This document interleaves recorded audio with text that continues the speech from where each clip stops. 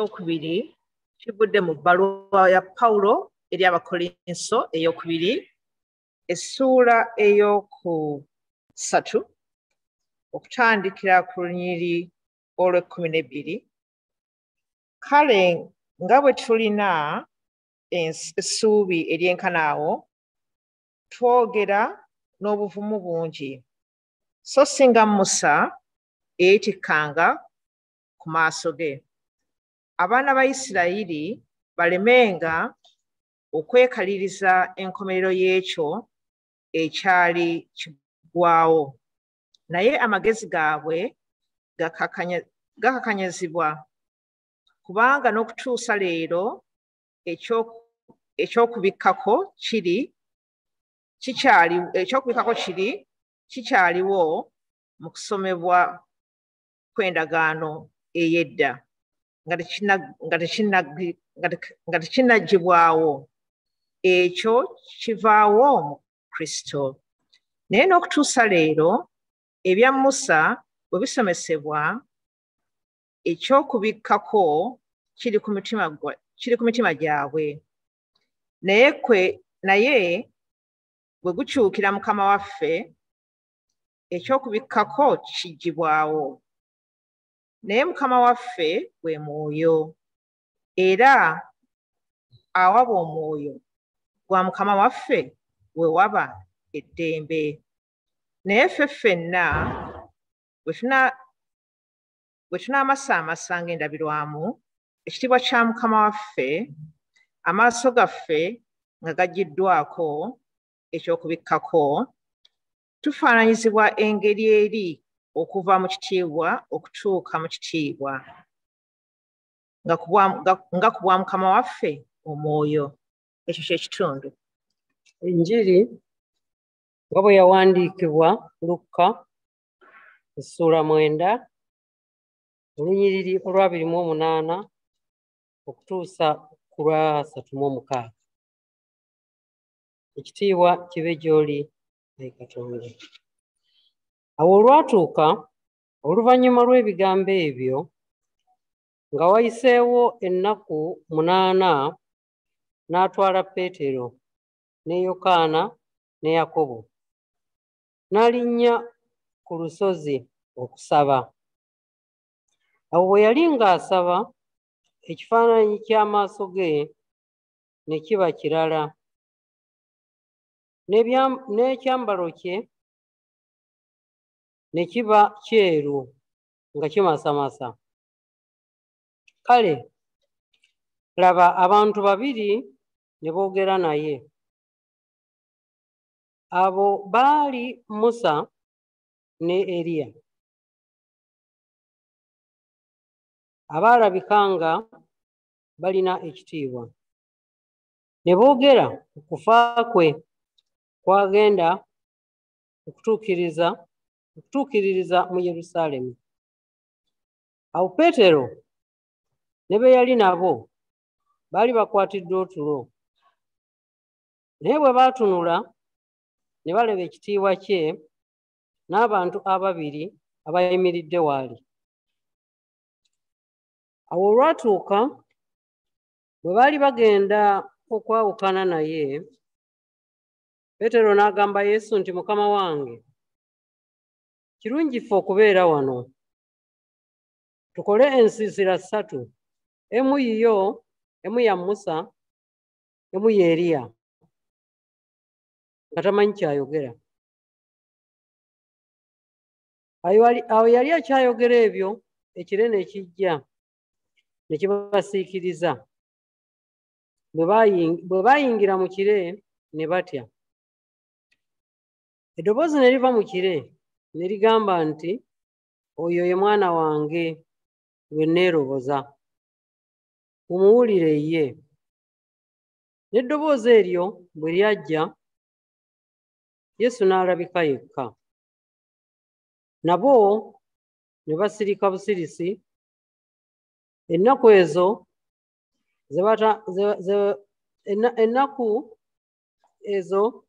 ne batabuulirako omuntu ekigambo kimu ku ebyo bye baalaba.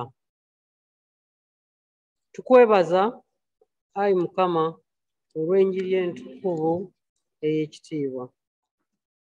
Abooluganda katugolokoke tuyimbe oluyimba 332 nina mukwano gwange.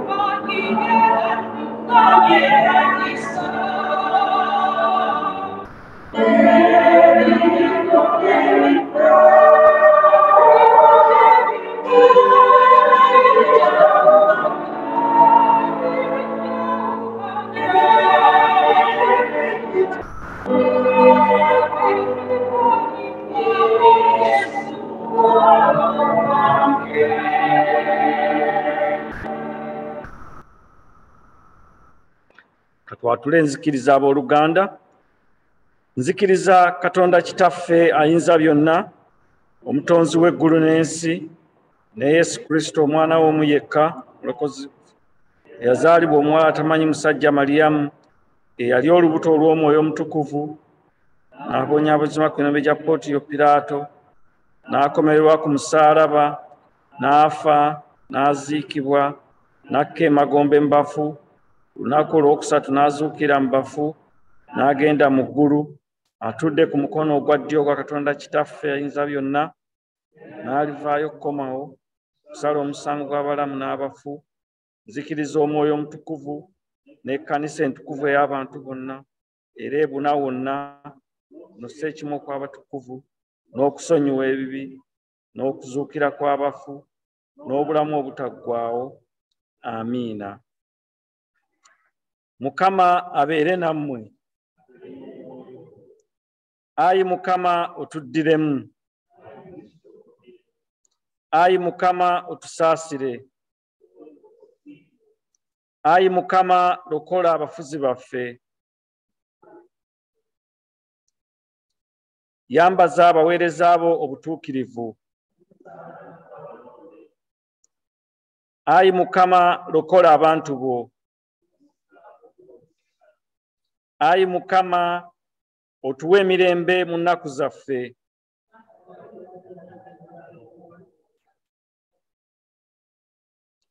Ayi Katonda otulongoose emitima gyaffe munda.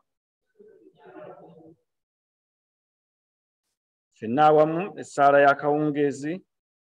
Ayi Mukama tukwegayirira omusana gwo gwake mu nzikiza yaffe, otukuume n'ekisa kye ekingi, otugye mu kabi konna ak'ekiro olw'okwagala kw'omwana w'omu yekka, omulokozi waffe Yesu Kristo. Ekisa kya Mukama waffe Yesu Kristo n'okwagala kwa Katonda n'okussa ekimu kw'Omwoyo Omutukuvu bibeere naffe ffenna emirembe egitaggwaawo. Amiina. Katukakkane mu bifo byaffe tweyongere okusaba. Tusabe. Ssebo Yesu, tukwebaza olw'ebirungi byonna by'otukoledde okutuusa kaakano. Tukwebaza olw'ebintu byonna by'ogenda otukolera mu maaso. Tukusaba ojje obeere mu masekkati gaffe, tubeere n'omwoyo gwo omutukuvu. Ssebo Yesu, tukwebaza olw'ekirabo eky'obulamu okutuleeta leero mu kkanisa, era tusaba otutambuze otuzeeyo bulungi. Tukwebaza olw'ebirabo byonna by'otuwadde, eby'abaana, eby'abazadde, mikwano, baganda baffe, bannyinaze, oba bannyinaffe bonna. Era Taata, wulira okusaba kwaffe. Ssebo Yesu, tuteeka abakulembeze b'ekkanisa zaffe mu mikono gyo.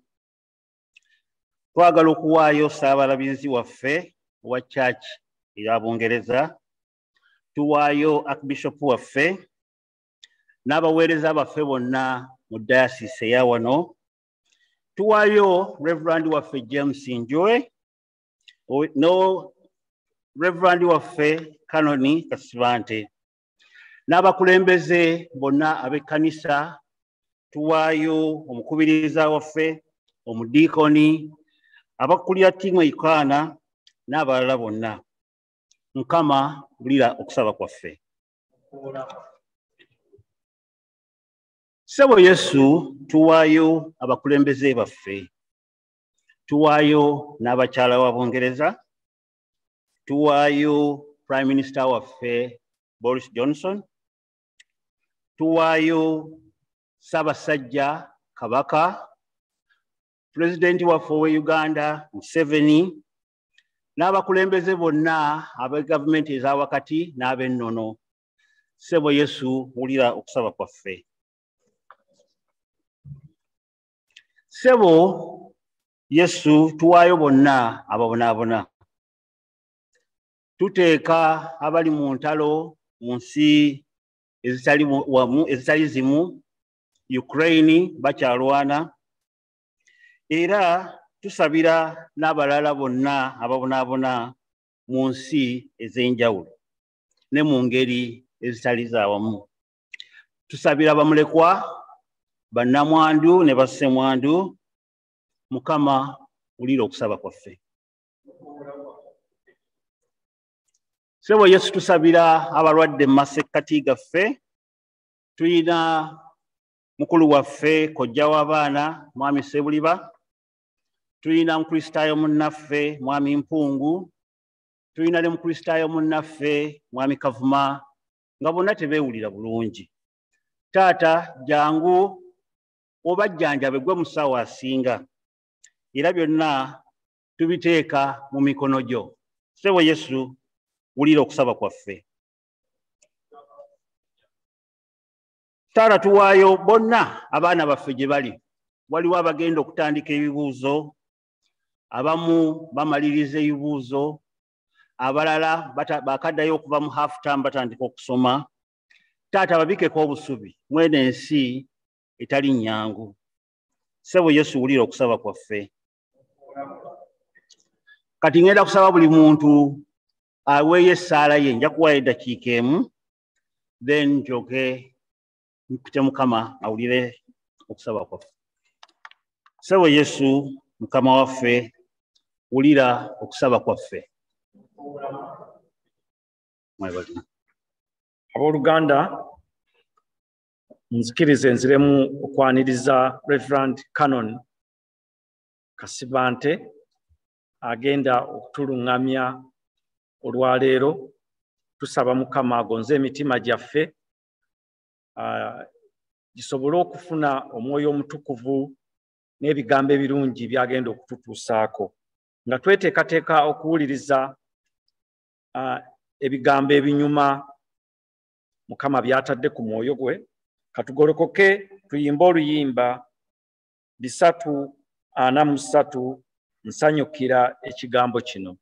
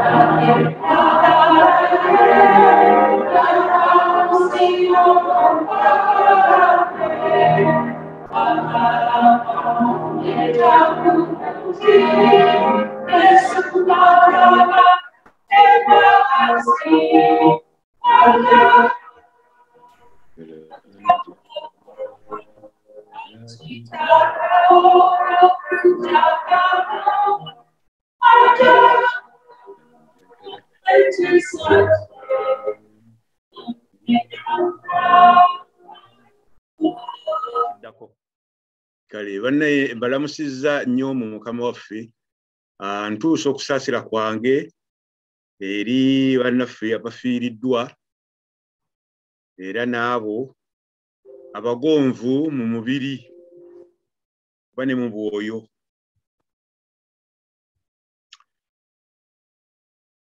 Olunaku lwa leero tujjukira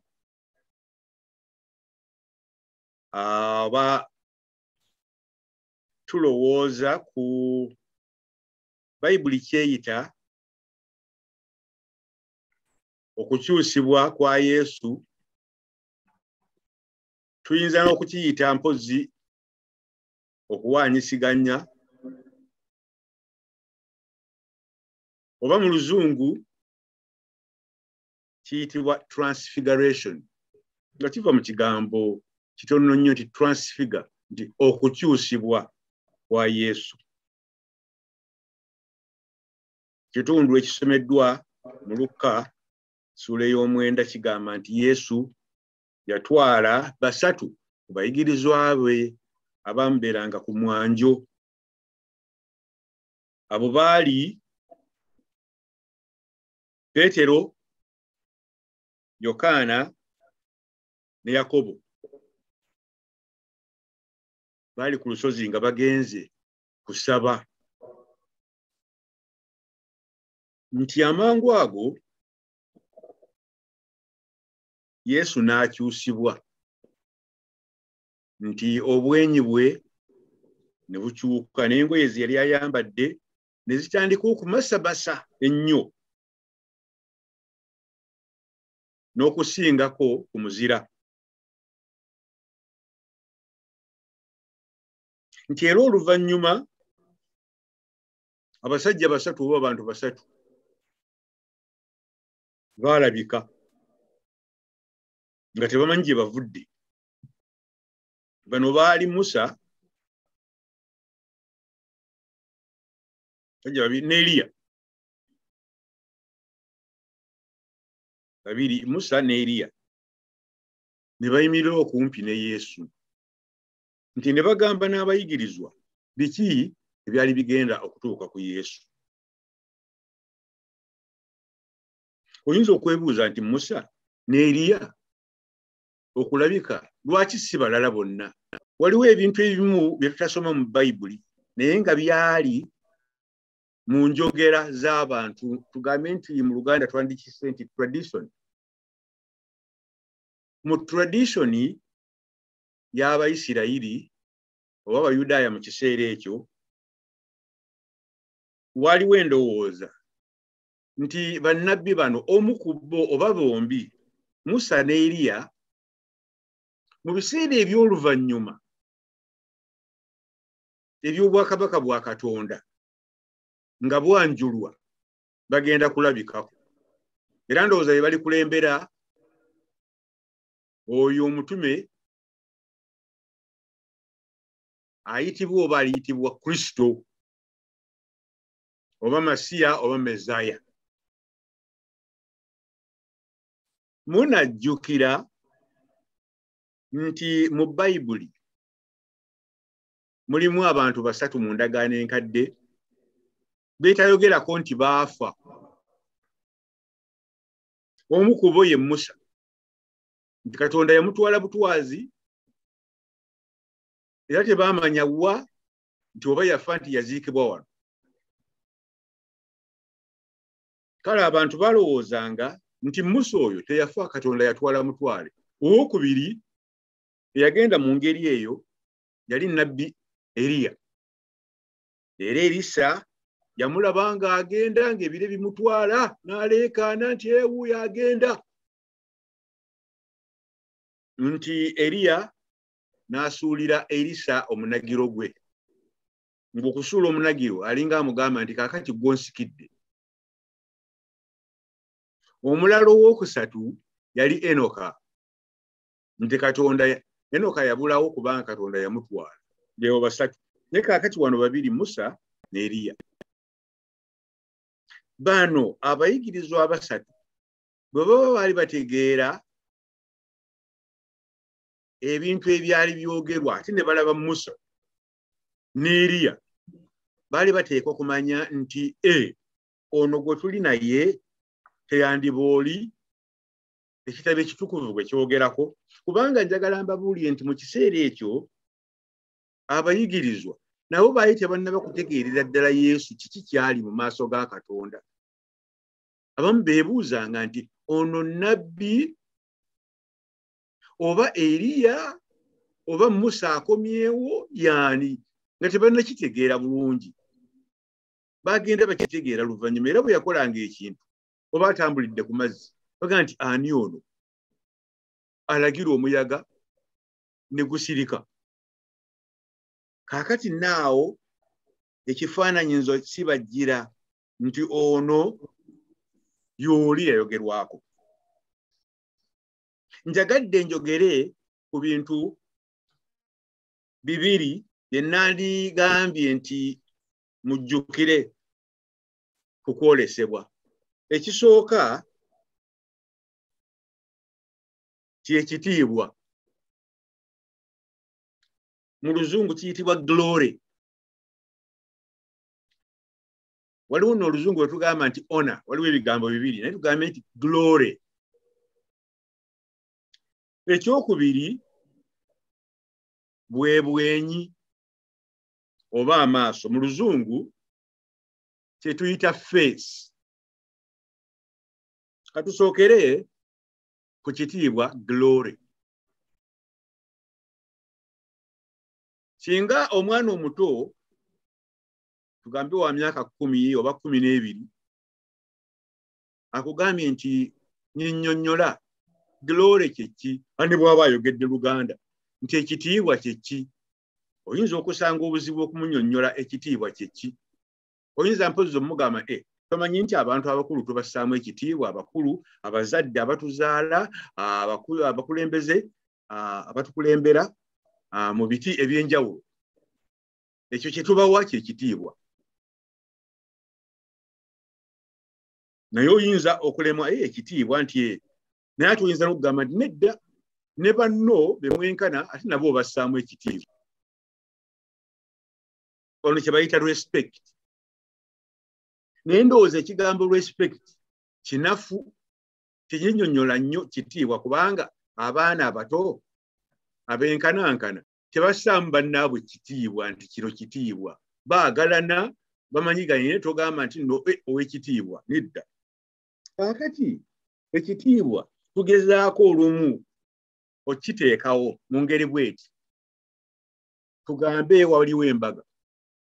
Ku mbaga olaba engoye abantu ze bambala za njawulo, tuteekako ebimuli, tulongoosa we bagenda okutuula, tugamba tuleete ekitiibwa. Kwega ekitiibwa tusobola okukiteekawo. Naye nga si ffe tukiteekawo, naye nga tumanyi nti weekiri, n'olwekyo twagala okukkiriza nti ekintu kino kya kitiibwa. Nga mbawadde ekyokulabirako nti nga obufumbo bwa kitiibwa. Kabaka anajja, kabaka wa kitiibwa, n'olwekyo wagenda okutuula we wano. Si ffe tukoze ekitiibwa ekyo, naye olw'okuba oli alina ekitiibwa naffe twongerezaako bali balabe nti wano wa kitiibwa. Era tugamba n'okugamba nti wano tosemberawo, nti era agenda okusembera wano waayita. Tuteekawo ekitiibwa, kyo ekitiibwa. Kaakati Katonda wa kitiibwa, Katonda alina glory. Ekitiibwa oba ebitiibwa byonna biva wa Katonda.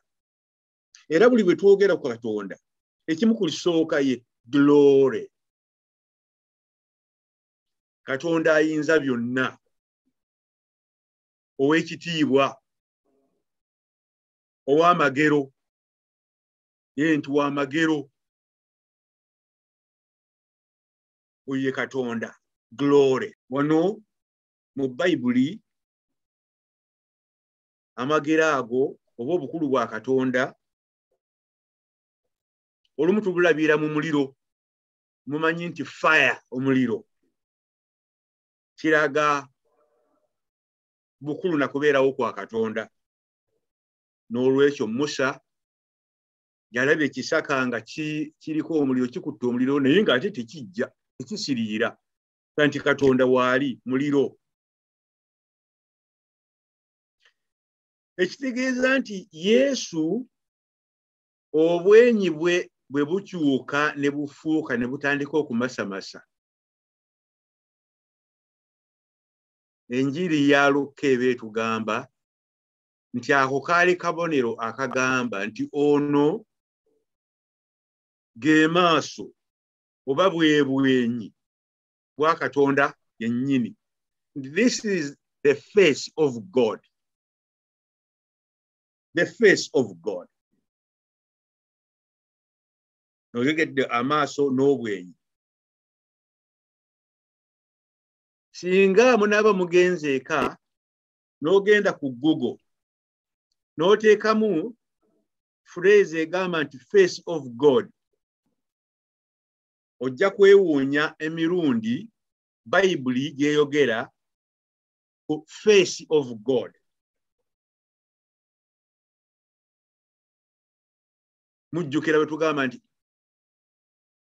omusana gwa Katonda gwake gye muli, nti abamulisize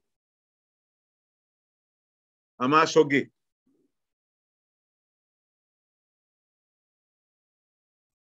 Nti the Lord make his face shine upon you. Obanga bwe tusaba mu Zabbuli ey'okuna olunyiriri olw'omukaaga, God be gracious to us and bless us and cause his face to shine upon us. Oba mu Zabbuli ey'ekikumi esinga obuwanvu mu Zabbuli ega nti make your face shine upon your servant. Mulidde ekigambo ekyo kya face. Kaakati kanyonyonyole era ku face. Fe ekigambo okulaba, seeing oba face kitegeeza nti omuntu mulaba, nyinza n'okukuba ekifaananyi kye, nzira eno ebbali ne ndaba face y'omuntu oba obwenyi bw'omuntu. Naye ate waliwo engeri endala ng'okulaba obwenyi bw'omuntu kitegeeza okubeera n'omukwano oba n'oluganda eri omuntu oyo. Kwegamba nti face mu Luzungu twandigiyise nti ye relationship. Nti ye relationship. Era nga bw'onoogamba nti gundi namusanga mu tawuni naye nga tandabawo. Kuwulira enjogera eyo nti naye nga tandabawo. Oba n'atunula ebbali ng'atamanyi. Kiba tekitegeeza nti teyakulaba. Nti oba temwalabagana. Naye kiba kitegeeza nti relationship teriiwo. Tandabawo nti relationship teriiwo. N'olwekyo bwe tugamba okulaba Katonda. Okulaba Katonda kitegeeza nti relationship, obumu, enkolagana ne Katonda weeri. N'olwekyo bwe nkugamba nti Mukama akumulusize omusana gw'amaaso ge, kyentegeeza nti obeere n'omukisa oguva mu kukwatagana ne Katonda. Nga mukwataganye ne Katonda nga mutambula mwenna, katugambe bwe tutyo, ye face. N'olwekyo bano abasatu abayigirizwa bwe baalaba Yesu mu ngeri eyo nga ye face ya Katonda, tekitegeeza nti baatangaala butangaazi ne batunula, naye nabo baakyusibwa. Kumpi nga Yesu bwe yali akyusiddwa. Nabo baamulisibwa ne bava mu nzikiza ne badda mu musana awali ekitangaala. Era kyova olaba nti ekire kino bwe kyajja, omwava eddoboozi erigamba nti ono ye mwana wange era gwe njagala gwe nsanyukira ennyo. Bayibuli awo ekugambye nti nabo baakwatibwa mu kire ekyo. Mu Luzungu tuyinza okugamba they were covered oba engulfed mu kire. Kaakati okukwatibwa mu kire ekyo kitegeeza nti baali bakwatibwa mu kitiibwa kiri nabo nga bakyusiddwa. Ekyo nno bwe tugamba obwenyi bwa Katonda oba amaaso ga Katonda, face ya Katonda gitunula, kitegeeza nti tulabye Katonda. Pawulo abadde ayogera mu kitundu kye tusomye ekyokubiri ng'agamba nti bangi be yali abuulira enjiri nga tebagitegeera era nga bamuwakanya, nga kirabika nti veiro eri ekibikka ekyali kibisse ku maaso ga Musa era ekyali kibisse ne ku maaso gaabwe baleme okutunuulira Musa nga bwe yali yafaanana, kati kyali kizibye amaaso g'emitima gyabwe nga tebasobola kulaba Yesu ye gwabuulira. Naye n'agamba naye mmwe abasinziza mu St Jude St Aidan, mwe si bwe muli, kubanga kiri ekibikka veiro yagwa, kati mulabagana maaso ku maaso tugambe ne Yesu nga mumulabira mu abo ababuulira enjiri.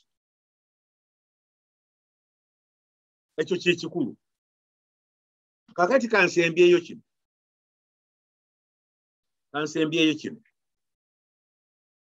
Nti Yesu lwaki yalabika bw'atyo? Yesu lwaki yalabika bw'atyo? Kitegeeza ki? Kitegeeza nti mu Yesu mwe tumanyira Katonda bw'afaanana. Mumanyi Bayibuli bw'egamba nti ensi ya Mukama n'okujjula kwayo.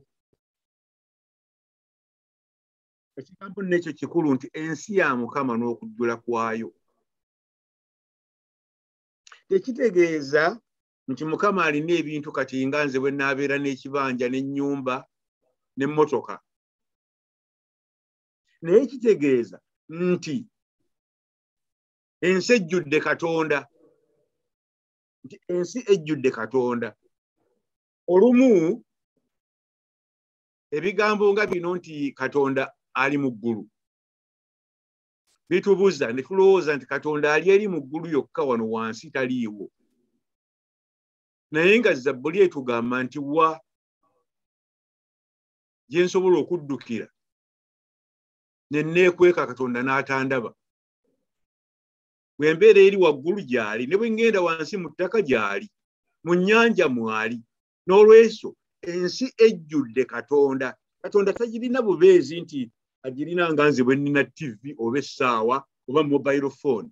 Nti naye ekitiibwa kya Katonda n'okubeerawo kwa Katonda presence bijjudde ensi yonna.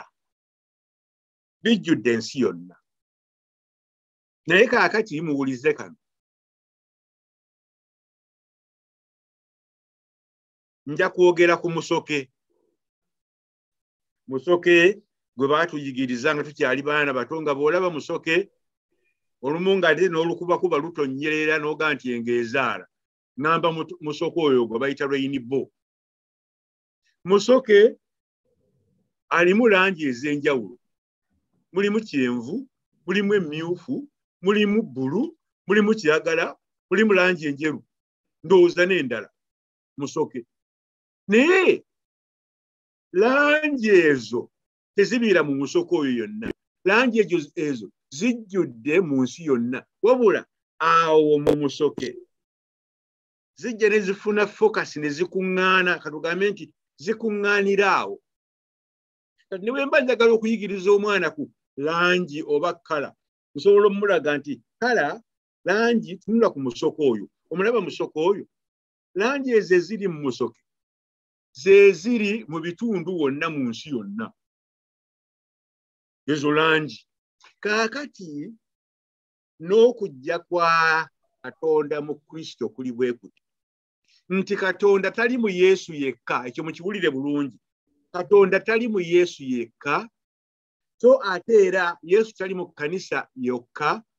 Wabula Katonda abunye ensi yonna. Naye awo mu Yesu bwe tugambira nti Katonda yafuuka omuntu, nga bwe twagala okumutunuulira, okugezaako okumunnyonnyola, awo we tutandikira. Ne tugamba nti ekitangaala kiri kyonna ekiri mu nsi ekyakira buli omu kyekyo ekyakuŋŋaanira oba ekikuŋŋaanidde mu Yesu. Ekyo kye tuyita incarnation oba God in the flesh. Nkiddamu nga sinnamaliriza nti tekitegeeza nti Katonda ali mu Kkanisa yokka oba Yesu ali mu Kkanisa yokka. Nti naye Katonda ali mu nsi yonna. Oyo yalabikira mu Yesu. Era bwe tuba twagala omutegeera tuyite mu Yesu. Yesu atudde mu ffe nga yajja okulokola oba okuwonya ensi yonna. okuwonya n'okulokola ensi yonna tekitegeeza kulokola na kuwonya myoyo gyaffe gyokka nga gy'obeera nti mu bulamu bwaffe omwoyo gwokka Katonda gwalinako obwannannyini. Katonda alina obwannannyini ku mubiri gwonna. Ate omubiri kino kye tuyita body. Body kirimu ebigambo bibiri. The body is the individual, ye muntu. Naye ate body ye society oba community. Nga bw'onoogamba nti ekika oba eggwanga. Naye ate body y'ensi yonna. Kyova olaba nti kaakati mu kusoma kuno muwulira kati ebya environment ne ecology and so on. Abantu ababiwandiiseeko abamu bagenda ne bagamba nti kaakati nga bayita mu ddiini nti ensi yonna eno gwe mubiri gwa Katonda. Nti the earth, the environment neffefe, it's the body of God. Katonda tali eri mu ggulu yokka naye yajja okulokola ensi.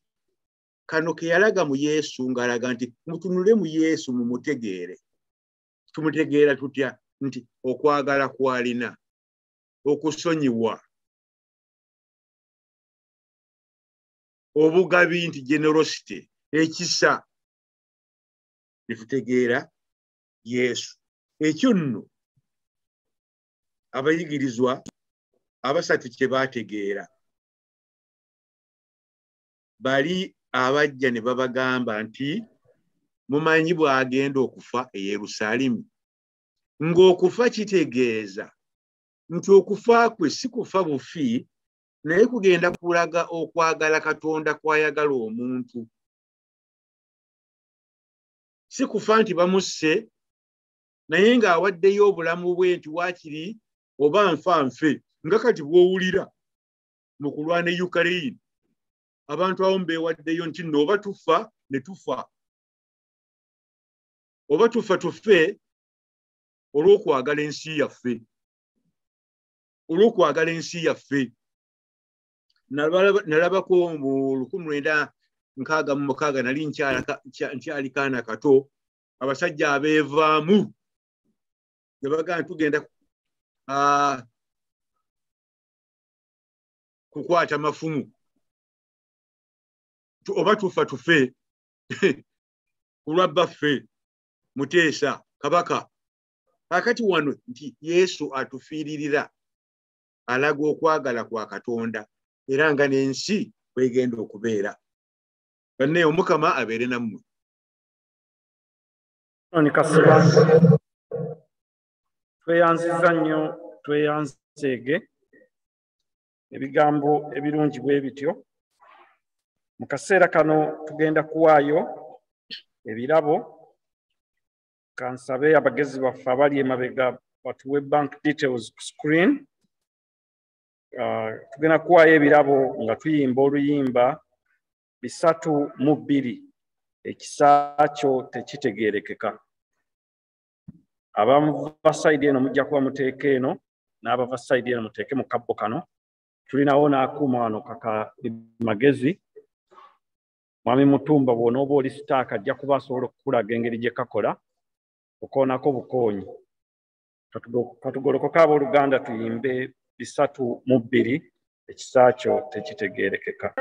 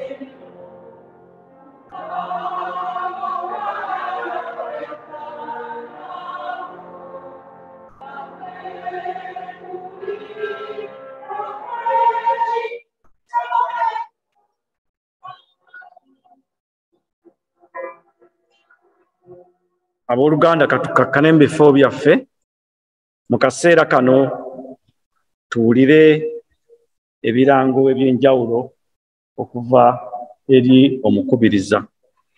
Kwayo olwaleero eyimbye bulungi, mulabye mutya? Ne muzzukulu wa mama Kalungi naye tumwebaza, ajja atukubireko ku jjambo. Tweyanzizza. Mukama yeebazibwa abooluganda.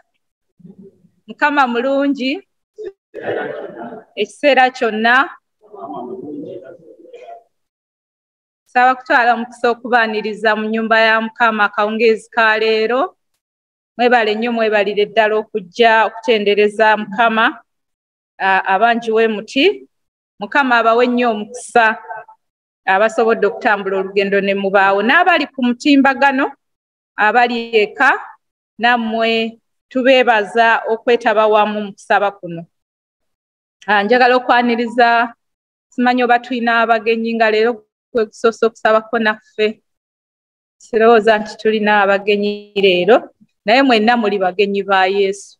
Era mwalibadde mwenna muwanise emikono. Mwekubireko mu ngalo. Muli bagenyi ba Yesu, muze mu nnyumba ye. Twagala okwebaza ennyo omusumba waffe atubuulidde ekigambo olwaleero, Rev'd Canon Amos Kasibante. Ssebo tweyanziza nnyo, tweyanzeege obubaka bw'okukyusibwa obwo bw'otuwadde. Ate era njagala okutuusa okwebaza kwe Rev'd Kasibante yaweereza obubaka obubeebaza mwenna ng'Abakristaayo olw'okumwagala n'okumusabira n'ekirabo kya Christmas kye mwamuwa. Obubaka ssebo Canon butuuse. Mwebale nnyo Abakristaayo, mwekubireko mu ngalo, mwebalire ddala. Yana okwebaza ttiimu y'Okana eteeseteese okusaba kwa leero. ne tuyisizza mu kusoma ebitundu ne byonna mwebale nnyo mwebalire ddala. Era bategeeza nti ttiimu y'okkaana ekyagenda maaso n'okuteekateeka olunaku lwonna batutegekedde ekijjulo bwe tuva wano tugende mu hoolo batuwe ekijjulo kye batutegekedde n'ebinonnogga ebirala bingi tubyesunga nno. Njagala okwebaza mu ngeri ey'enjawulo kwaya yaffe bayimbye bulungi obwedda ka alto mukawulira bannange. Kabadde kalungi ddala mboza kasaanikidde soprano lengo bayanzizza nnyo Sister Damali ne alto team aba soprano nammwe mwebale nnyo mwebalire ddala kabadde kalungi. Twagala okwebaza oganisiti waffe ow'olunaku webale nnyo webalire ddala nnyabo mukyala Nakitenda. Talent grown in St Jude wano era ekyo tukyebaliza Mukama. Twagala okwencouraginga abaana baffe bannange bajje tusabire wamu. Sunday school egenda maaso ne youth service nayo tusabe etandika okuddamu genda maaso. Abalina abavubuka eka waliwo enteekateeka ey'enjawulo abantu abajja okujja okwogerako n'abavubuka baffe okubazaamu amaanyi n'okubazimba n'okubalaga kiki Mukama kyasobola okubakolamu. N'olwekyo abavubuka abali eka nga balyagadde okujja mubagambe bajja kubeera ne saavisi yaabwe ey'enjawulo. Njagala n'okwebaza abaweereza abalala bonna abakola ebyenjawulo baseba abali mu byuma tweyanzege Saalongo Kibuuka ne mwannyinaza William n'abali mu Sunday school gye bali Mwami Kalanzi leero avuddeko mu byuma n'agenda mu Sunday school tumwebaza. Twebaza abaweereza ba Mukama mu Kkanisa sijja kumenya ba team leaders omulimu gwe bakola sijja gwogera naye nga buli omu waali engeri yonna gyoweereza Mukama akuwa omukisa. Twebaza abawaayo mu ngeri ey'enjawulo waliwo abawaayo okutambuza omulimu gwa Mukama. Abaami recently bawaddeyo sente ne bakuŋŋaanya ne bagulira Sunday school projection screen. Kale nsawa tubakubireko mu ngalo. Abaami basebo mwebale nnyo bataata mwebalire ddala abaana baffe kati basoma bulungi ku screen nga bye basoma babirabako ate Sunday school bajagala tebayinza kukkiriza kusigala wako wanga ndese nga sirinya kansubire n'abammwe be bati ate n'abali eka mubaleete. Twebaza tatange Mwami wa Lusimbi yatuwadde donation ya keyboard ya Sunday school.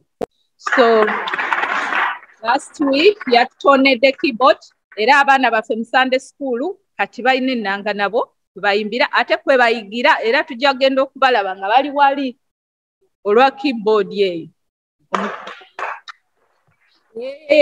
Ate maama bakyala agambye omumbejja nti mwongere okuzaala abaana basobole okujja bayige keyboard bayige n'okubeera mu Sunday school. Ekyo nno kikulu bannange ne Bible ekyogera ngende muzaale mwale muleete abaana Sunday school ejjule. Mu kaseera kano njagala okwebaza abakristaayo bonna ngenda basomera obubaka bwa omukungu wa Ssaabasajja atwala abakyala n'abaana mu ssaza lya Ssaabasajja lino erya Bungereza Island naye mu kiti kye ng'omukristaayo munnaffe mu Kkanisa wano atuuse okwebazaako gye muli obubaka busoma bwe buti. Tubalamusizza nnyo omutwe obubaka obw'okwebaza. Tubalamusizza nnyo mu linnya lya Mukama waffe Yesu Kristo. Mukama yeebale abakuumye okutuusa leero. Ffe ab'enju y'omugenzi Festo Wakataama Erungujja Kyaddondo tutuuse okwebaza kwaffe eri abakristaayo bonna ne ttiimu ya y'okkaana mu Kkanisa y'oLuganda e Thornton Heath, London olw'amabugo n'obubaka obukubagiza bwe mwatuweereza nga mubuyisa mu mukungu Primrose Kalungi bwe twafiirwa mwannyinaffe era muganda waffe kati omugenzi Margaret Wakataama Sekasanvu. Bannaffe mwebale nnyo mwebalire ddala era temujjanga okwo. Tusaba Omukama we mwajja abaddizeewo era abawe nnyo omukisa mu buweereza bwammwe. Mukama omugenzi amuwe ekiwumulo eky'emirembe. Nassaako omukono Joshua Wamala ku lw'enju y'omugenzi Festo wa Kataama. Kale wadde amabugo tebageebaza babeebazizza bannange naye naffe tuddamu okutuusa okusaasira gye muli maama kalungi nti Mukama abagumye.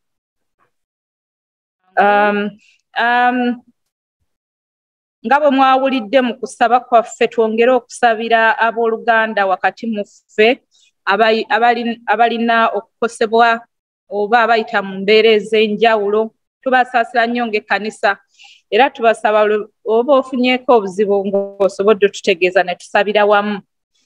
Kaseera kano tulina abalwadde kojja waffe Ssebuliba, Mwami Christopher Ssebuliba mulwadde ali mu ddwaliro. Ate era ne mukristaayo munnaffe Mwami Makampu ng'agenda ku operation wiiki eno. Tubateeka mu mikono gya Mukama abajjanjabe ate baddemu mangu okwetaba wamu naffe mu kusaba. Nga bwe mwalaba wiiki ewedde tujjanga kubeera n'okwogera okw'enjawulo kuba oba mujjukira tukoze team consultation emabega buli tiimu yonna tubadde tugenda tufuna meeting. Ebimu ku bintu ebibadde bitugambibwa ng'abakulembeze tukole bino na bino, ekyo kye kimu ku bintu buli tiimu kye yasaba nti tubeerenga n'okwogera okw'enjawulo bwe tubaayo n'okusaba tusobole okutuzzaamu amaanyi n'okutusomesa. Ate n'abakristaayo baffe abalina businesses ez'enjawulo ze bakola oba abalina emirimu egy'enjawulo gye bakola basobole okujja batubuulire ku bye bakola naffe tubiwagire. Oli bw'aba nga azze n'atuwa ttooku nga ya bizinesi tugiteekewo tugirage ate tugiwagire ng'abakristaayo. Kale ku Sande y'olwaleero tulina okwogera okw'enjawulo okuva eri omu ku ffe era mujja kuba mulaba wano nga naakavaawo mwami taata wange Richard Walusimbi agenda kujja ayogereko gye tuli ku alternative medicine and long health. So tumanyeeko n'ebirala nti bw'oba nga tebakukubye bukubi mpiso na makerenda kiki ekirala ekisobola okuyamba okubeerawo. Ajja kuba ng'atubuulira ebisingawo ku ebyo. Ate Sande eri eriddako ey'Amakko, tiimu Makko gy'egenda okukulembera Sande esooka mu March. Tugenda kubeera n'okwogera okutusomesa abavuzi abali wano n'abaagala okuvuga ne be bavuga mu bbaasi n'ababavuga mwenna mulina okumanya amateeka g'enguudo. Kale highway code yakyuse. Tugenda kufuna omusomo ogutusomesa tuwonye tutya okugwa mu nsobi oba okusuulibwa mu nsobi nga bakuvuga. So tugenda kufuna omusomo ogukwataku ngeri highway code gye yakyuse by none other than mwami mmotoka wano ng'atusomesa. Era omusomo ogwo tugwesunze nnyo kubanga nze mbadde nfutuula mu mmotoka z'abantu bangi ne mbalaba ng'ab'obugaali tebabalabawo naye kakati mulindeeko mugenda kuwulira ebisingawo. Sande ejja nga bwe mbagambye esaaviisi eddako gye tugenda okusaba tiimu Makko yegenda ogikulembera. Ate Sande esembayo mu mwezi gwa March eyo mugiteekeko n'akasita kanene nnyo egenda kubeera y'abakyala. Simanyi oba maama bakyala alina kyayagala tugamba oba anaatuyitayo mu ngeri y'enjawulo. Maama obadde olina kyayagala tugambayo maama? Jangu otubuulire Sande y'abamaama engeri gy'etegekeddwamu. Awo nga n'aba birthdays bwe mwetegeka oba olina birthday anniversary ng'egwa mu mwezi guno ogwokubiri. Ojje. Mukama waffe yeebazibwe abooluganda. Nyongera obbalamusa ennyo mu linnya lya Mukama waffe. Nsanyusa okubeera wano era nsanyusa nnyo okubalaba nate. Mbakulisaayo mulongo COVID gye tubadde. Naye mukulikireyo nnyo mukulikireyo ddala. Twebaza Mukama nga tuli wano. eddakiika mpeereddwemu okwogera ku Sande ya 27 Maachi. Nga Mukama atuwadde ekisa, tusuubira okuddamu okujaguza olunaku lw'abamaama. Lwali badde lw'abamaama naye ndowooza ffe wano mu Bungereza tulugatta emirundi mingi. Ye Sande ya bakyala bonna abakristaayo, ye Sande y'abamaama, ye Sande y'abakazi bonna mu nsi yonna. Ddi lwe tulijaguza mu Kkanisa yaffe. So nsaba support mu bintu bingi financially n'okubeerawo, naye ng'ate era tu-inviting oba tubayita bataata mwenna ku lunaku olwo. Era nja kusaba tuyiteyo ndowooza n'abalala abanaasobola okutwegattako, tusobole okusanyukira awamu, tusobole okulaba ebintu eby'enjawulo nga Mukama atuwa ekisa okulera abaana baffe mu ngeri y'okutya Katonda. Neeyanziza nnyo, neeyanzeege. Mukama abawe nnyo omukisa, neeyanziza nnyo, neeyanzeege. Tweyanzeege. Olunaku lw'abamaama bannange ffenna tulwesunga. Lunaku lujja kuba lunene n'ebyokola bingi. Kakati nsaba saawe noba olina birthday wazaalibwa mu February muno oba anniversary oba ekintu kyonna ky'ojaguza ojje wano. Oba tewali balinayo ku birthdays? No one was born in Feb. Okay, tetulinaawo Feb birthdays. Kati nsaba kubaagaliza akawungeezi akasigaddeyo akalungi, ffenna tugende mu hall okunywa kacaayi, naye nga tetunnagenda tugenda kusooka kuwuliriza tooko ya mwami wa Lusimbi eya alternative medicine. Emirembe gya Katonda egisinga okutegeera kwonna gikuume emitima gyaffe n'amagezi gaffe mu n'okumanya n'okwagala kwa Katonda n'omwana we omu yekka Yesu Kristo Mukama waffe, n'omukisa gwa Katonda ayinza byonna, Kitaffe n'Omwana n'Omwoyo Omutukuvu gigende naffe, gireme okutuvaako emirembe n'emirembe. Amiina. Katuyimbe oluyimba 327 Yesu Mukama wange. Bwe tunaalumala mukadde waffe mwami wa Lusimbi ajja kubaako kyayogerako naffe nga tukkakkanye mu bifo byaffe.